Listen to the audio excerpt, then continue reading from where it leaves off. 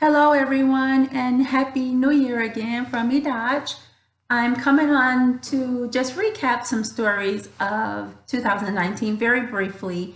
Um, the first one I want to talk about is the impeachment of President Trump. As we all know, he has been impeached, and the impeachment hearings are reconvening, I believe, today. I do want to say that Nancy Pelosi, the Speaker of the House, is withholding two articles of impeachment. The first one is the abuse of power. The next is obstruction of justice. She's going to hold these two articles until the Republicans agree to a fair process. So right now it seems like both sides are kind of gridlocked on this thing or that thing. So she's going to withhold those two articles of impeachment. The next story I want to talk about, this story didn't get a lot of news coverage to my knowledge, but it's the story of 15-year-old biracial young lady. Her name is Zara Burgess. She is out of North Carolina. However, her father, Joshua Burgess, apparently lived in Union County, North Carolina. So in August, Joshua Burgess walked into the sheriff's office and told them that he had just murdered his 15-year-old daughter. Of course, it sent shockwaves through the police station, but when they arrived at his home, they found his daughter actually dead. This man had slit her throat and brutally raped her, his own 15-year-old daughter. Joshua Burgess is a white male. And Zara Burgess, her mom is a black, of course, female. So she is a biracial young lady, and that was murdered by her father. She went to visit him on the weekend. I have not been able to get any updates to this story outside of last September, October, when he went for pretrial hearings. So he is still in Union County Jail in North Carolina, awaiting trial for the murder, the rape, and the murder of his own 15-year-old daughter.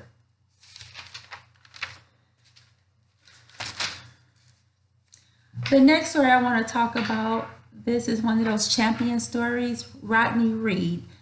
As we all know, Rodney Reed was wrongfully convicted of killing Stacy Stites in 1996. And he was actually sentenced to death in Texas. Well, his execution was slated to be November 20th, 2019, but the State Court of Appeals for Texas issued a stay of execution for Rodney Reed indefinitely. And that issuance came on November the 15th, approximately 5 days, the 13th hour before he was to be executed. The State Court of Appeals for Texas also urged the courts that originally heard his case, where Rodney Reed was originally tried and found guilty and sentenced to death in, they're urging that court to consider new evidence in the case. There's mountains and mountains and mountains of evidence that shows that Rodney Reed did not commit this murder. I also want to note that the New York Times has reported that there is actually new evidence that taints many death row inmates for Texas. So, not saying that these inmates are innocent, but per the New York Times, there's evidence that taints some of their cases, like maybe we should relook at these things or these people cases. The death penalty was reinstated for Texas in 1976. So apparently they had the death penalty in Texas. It was abolished and it was brought back in 1976. So since 1976 to date, 566 men and women have been executed on Texas death row. That's more than any other state who has the death penalty. Make you go say, and kind of think about the New York Times report. So My next story is Malia Davis. I wish I had some updated news for you guys. As of today, no one has been charged with her murder still. Malia Davis was murdered between April 30th and May 3rd of 2019. Malia Davis' mother, Brittany Bowen's fiance at the time, has been charged with tampering with evidence or tampering with a body. Originally, when she was first missing, that's what he was charged with, even before she was found. Malia's body, or her remains, was actually found in Arkansas along a state highway in Arkansas on May 31st, so approximately 30 days after she was reported missing. What's crazy about that, the whole thing is crazy, but what's crazy about that is everyone in the whole world knew that we was looking for this baby. There were video or still images of DAVIS, the person that's accused in her whole situation right now, carrying a laundry basket out of the apartment with a garbage bag inside. So everyone knew that we were looking possibly for this baby to be in that trash bag, unfortunately. So a cleaning crew, maybe a week to 3 days before Malia remains was found, ran over a garbage bag. They saw it. I guess they didn't think anything of it. Why in the hell? Like, everybody knew this baby is missing, and Arkansas is so close to Texas. You didn't think to call somebody to investigate, just to make sure to see what this is? Even if you didn't think it was Malia Davis, this garbage bag, I don't get why you guys just ran it over. So I don't know if that compromised evidence to say exactly how this baby was murdered. The official cause of death is homicidal violence. So again, not sure if this machine that ran over that bag with her body in it really compromised a dead set cause of death. So is that why we have not seen anyone charged with murder?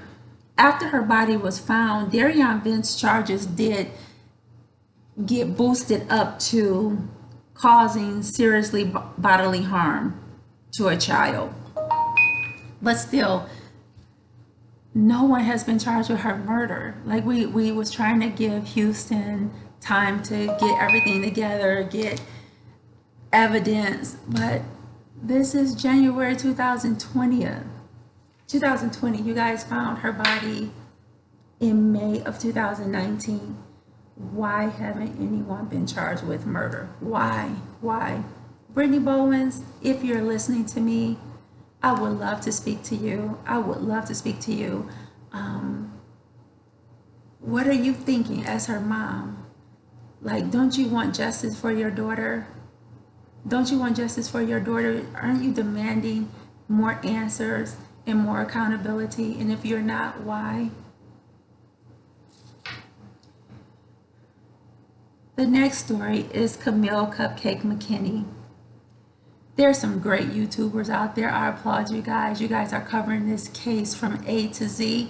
So it's not much more that I can say about this baby who was kidnapped and found murder in October 2019 in Birmingham, Alabama. There are two people who has been arrested for her murder, Derica Brown and Patrick Stallworth. So again, they've been arrested for her murder and they are awaiting trial right now. The only thing I really want to say, and I'm not judging you, April, but it's just real talk, because in my mind's eye, you're a beautiful young lady and you possibly can have more children. I would love to see you take accountability. And maybe you have taken accountability and you don't have to show me or anybody else in this world, but hopefully just for yourself you have, because if you continue to say it was okay to leave that baby in a courtyard, in a park, wherever, in a alleyway, in a parking lot, wherever she was alone. She was unsupervised at night with another little child. If you think that was okay and you did that all the time, you have learned nothing. And if you do bear more children, they're at risk for maybe the same thing or something else. So even if you won't do it for us, hopefully you've done it for yourself, and you take this as a learning experience to never, ever, ever take for granted that your child is going to be okay without you watching her. Because if you, on our taxes, on any paperwork that we do having to do with our children, they're called dependents. Like, name your dependents and you write them down. The reason why they're called your dependents, because they are totally dependent on you. They're dependent on you for everything, their whole life, their well-being. This is a perfect example. You should have been watching her. And I understand maybe you thought it was a community of a village from the day of old. It's not like that no more. We got to watch our children. We got to take care of them. And hopefully you have learned, even if you won't come out and profess it to the world, I would love for you to do that, because you come out and you talk about everything else. So I would love for you to say, I've learned my lesson. I will never do this again if I'm ever blessed to have children again. And I would encourage mothers, fathers, caretakers to never turn your eye on your child, to always keep a watch on them, always. That's what I hope you would learn from this experience, April. And I pray for your strength. I couldn't imagine burying one of my children, so I only can imagine what you're going through. But please take that responsibility. You was not there for her. You wasn't. Bless you, sweetheart. Dulce Alvarez. She went missing in September, I think September the 16th, 2019, from a park in New Jersey. I believe the park is Bridgeport Park, I believe, but it's a park in New Jersey. And this baby went missing. Another example of a mom that just was not watching her child. You wasn't watching your child. Seemingly we have the happy mothers and then the very lax mothers with these child abductions and these child murders. But Dolce's mom stayed in the car while she helped her 8-year-old sister with homework, and she let Dolce and Dolce's 3-year-old brother out of the car. Dolce's 5, the brother is 3, out of the car to just go run in this park. It's a pretty big park from the pictures I've seen. Just run around in the park. Not sure how far that parking lot was from where the children were playing, but apparently the mom couldn't watch her, or was not watching her, because she went missing from that park.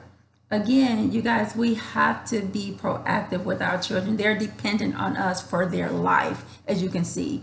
They're dependent on us for their food, for water, for housing, for guidance, for nurturing, to teach them, and for their life.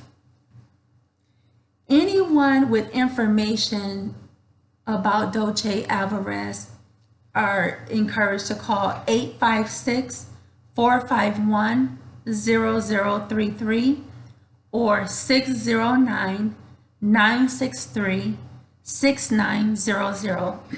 There is a $52,000 reward with information leading up to finding Dulce Alvarez.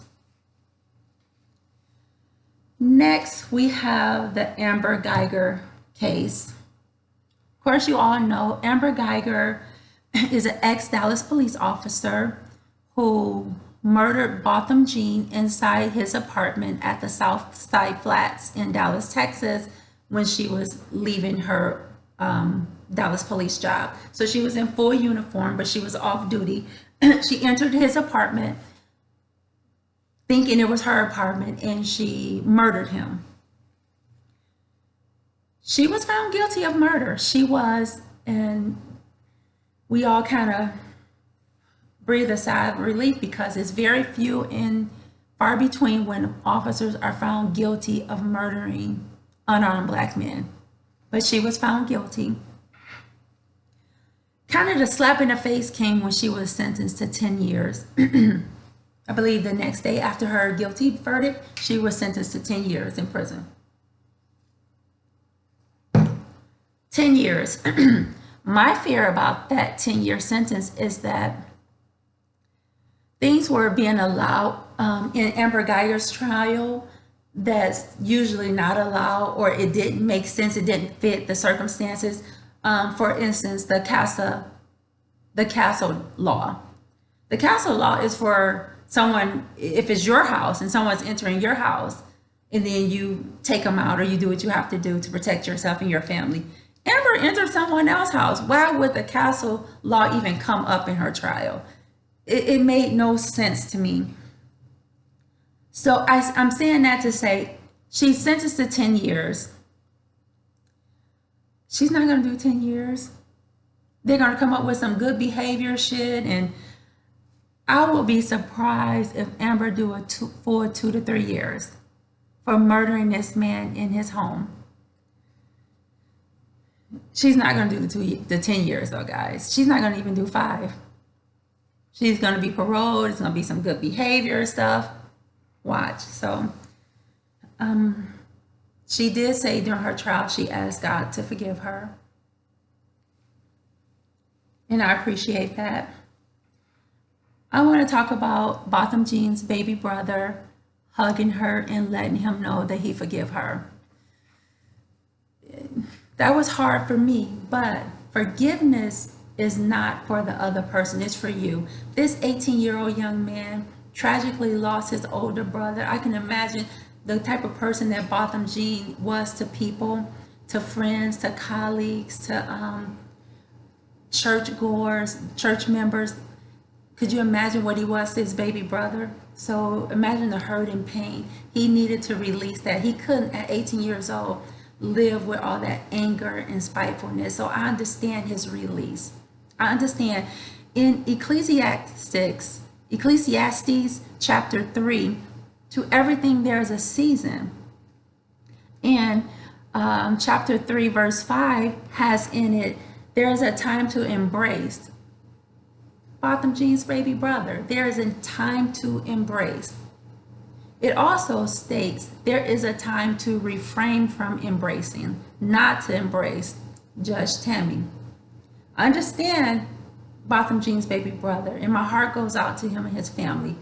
But Judge Tammy, you were so out of line. You were out of line. And when I was on another YouTube channel, we talked about this, and I said that she almost, without knowing it, gave permission for this to happen again. And I said, it's not a question of will this happen again. The question is, when is this going to happen again? I said that on that other channel. What I didn't know is not even a month later, it was going to happen again to Atatiana Jefferson. Atatiana Jefferson. It did, in Fort Worth, Texas. So, again, there's a time to love, there's a time to hate. And I'm not promoting hatred, I'm not. But that's Ecclesiastes 3 and 8. But again, going back to 3 and 5, Botham Jean's younger brother, I understand. But Judge Tammy, that's what they wanted to see. They want us to forgive. They want us to say it's okay. And they loosen their shirt collars, their buttons, their ties. It breathed a sigh of relief. You didn't help us. You did not help us. And like I said before on the other channel, I hope you have had an opportunity to go out and buy more Bibles, because other people are going to need a Bible. And for everyone that was convicted in your courtroom, especially of murdering someone else, you get a Bible and you go to whatever prison they were sent to and you hug them and you give them a Bible and forgive them. Why did you do this for this young lady? To my knowledge, you have never done that for anyone else. You are out of line, Judge. You are out of line. And you negated that man's life. Even though his family has forgiven this act, that's his family. That's their right. They're hurting. They're in pain. But you, Judge Tammy, you are wrong. You are wrong for doing that. and I'm ashamed of you. Back to Atatiana Jefferson. Again, Aaron Dean, who is now a former Fort Worth police officer, was responding to the location to Atatiana's home. Before he asked a question, identified himself, Atatiana was looking out her blind to see who in the hell was in her backyard, in her yard, around her house, and she was murdered. Aaron Dean was slated per the chief of police in Fort Worth to be fired. Before he was fired for this act, for this murder that he committed, he resigned his position. He was arrested and charged with murder, and he should have been. And he is out on bail on a $200,000 bond awaiting trial. That's my little spiel right now, just recapping some of the stories. There's thousands of more stories from 2019. I want to say thank you. I am at 82 subscribers now. Thank you guys. Myself and Moms for Baby, we are just on the edge of our seats waiting to go live. I had originally stated that we will go live once we reached 1,000 subscribers, or the end of January, whichever one comes first. So guys, it looks like it'll be the end of January. It looks like that's gonna come first, but I am so thankful to all 82 of you guys. I really am. Like I say, Moms for Babies, we are on the edge of our seats. We are waiting to go live. And if it's myself, her, and 2 of you, it'll still be a great live show. Thank you guys for listening. Have a great day.